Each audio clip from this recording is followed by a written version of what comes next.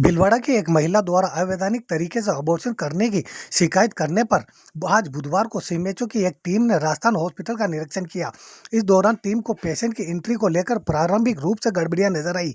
बिना प्रेगनेंसी के भी महिला को प्रेग्नेंट बताकर उसका गर्भपात करने का डॉक्टर कामिल हुसैन पर आरोप लगाया गया है। इस पर डॉक्टर कामिल हुसैन ने आरोपों को गलत बताते हुए उसे पर्सनल टारगेट किए जाने की बात कही है। हालांकि सीएमएचओ की टीम ने सभी डॉक्यूमेंट को अपने कब्जे में ले लिया है और इसकी विस्तृत रूप से जांच शुरू कर दी है। राजस्थान हॉस्पिटल के अन्य डॉक्टर और कर्मचारियों की भी जांच की जाएगी। न्यूज डे राजस्थान के लिए चित्तौड़गढ़ से विनोद शर्मा की रिपोर्ट। के आधार पर हमने टीम गठित करके और यहाँ पे आज इंस्पेक्शन कर रहे हैं।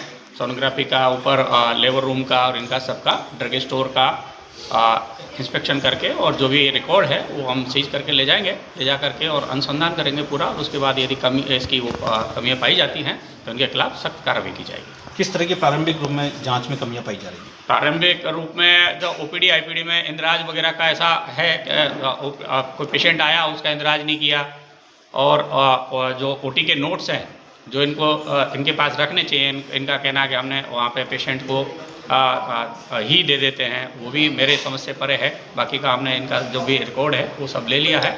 उसके बाद आगे का अनुसंधान करेंगे। यानी यहाँ जो डॉक्टर लगा रखे हैं उनकी कोई डिटेल वगैरह कर्मचारी कोई डिटेल दी है उन्होंने? हाँ, वो भी ले रहे हैं, वो भी लिए हमने कर्मचारियों की और डॉक्टर की, वो भी हमने डिटेल ली, पूरी डिटेल ले करके उसका भी अनुसंधान कर रहे हैं।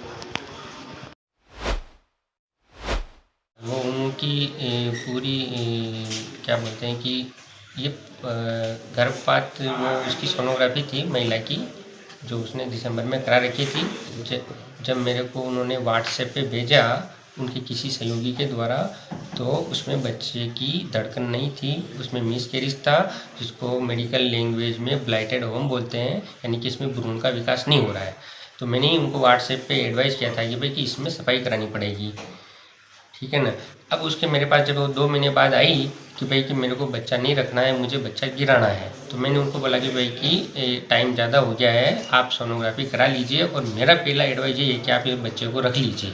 तो वो कहती कि नहीं मेरे पास पहले से 2 बच्चे हैं, मैं नहीं रख सकती ये वो। तो मैंने कहा कुछ भी हो लेकिन हम बच्चे को गिराएंगे नहीं, हमारे ये एडवाइस कि आप रख लीजिए, ठीक है। और सही है या नहीं है इसके लिए आप पहले सोनोग्राफी कराइए, फिर उसके बाद में आप वो डिसाइड होगा कि भाई रखना कि नहीं रखना है। नहीं तो यहाँ जो महिला आई थी उस महिला के या कोई रजिस्ट्रेशन नहीं हुआ और उसको डायरेक्ट ओटी में महिला का इंडो टिकट है, मैं आपको इंडो टिकट पे उसकी साइन और मैं आपको बता सकता हूँ, ठीक है ना, कि उसका रजिस्ट्रेशन है। उसका रजिस्ट्रेशन अगर वो हमारे वो करीब जी घबरा रहे सब कुछ हो रहा है तो हमने उसको बोला कि भाई कि आपके ड्रिप इंजेक्शन लगवा देते हैं, आप सफ़र करके आए हो तो होता ही है जी घबराना ये सारा, तो मैं आपके ड्रिप इंजेक्शन लगवा देता हूँ। हमने उसके लिए लगाने से पहले उसकी साइन लिया लेकिन उसने वो नहीं लगवाया और फिर वो पेशेंट चला गया। डायरेक्ट ओटी में ले जाने का भी बनाया? ओटी में नहीं गया पेशेंट, ये गलत अफवाह फैलाई जा रही है कि पेशेंट ओटी में गया, ठीक है। पेशेंट को लिया था लेबर रूम के अंदर जहाँ पे उसकी प्राइवेसी रहती है, क्योंकि उसको चेक भी करना था ऊपर से, ठीक है। ये चीज़ जो तकलीफ बता रही थी तो वो जो अंदर ही लेके चेक करेंगे कि ऐसे पेशेंट को हम बाहर खुले में किसी के सामने दूसरे के सामने चेक नहीं करते, नहीं तो पेशेंट की प्राइवेसी का सवाल भी होता है, ये चीज़ है। तो ये गलत अफवाह है कि भाई कि इसमें कोई किसी तरह का हमने कोई ओटी में लिया, उसके कोई इंजेक्शन लगाया, कुछ नहीं किया।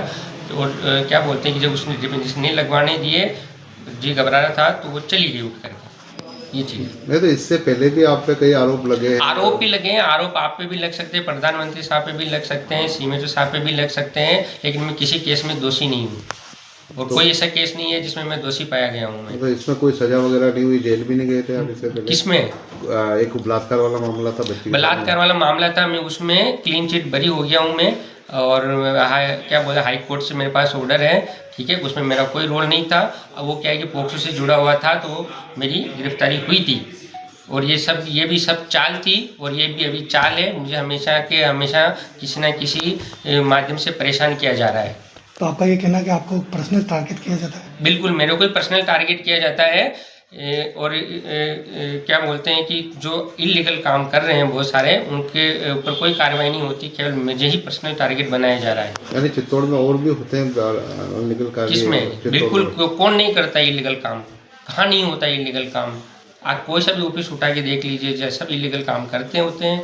और क्या बोलते हैं कि मैं तो अपने परिसर में बैठा हूँ। हाँ, मैं अगर कोई इलीगल काम कर रहा हूँ तो मैं उसके लिए मैं जिम्मेदार रहूँगा और मैं कभी भी कोई भी आरोप होगा तो मैं स्वीकार करने के लिए तैयार हूँ। Thank you.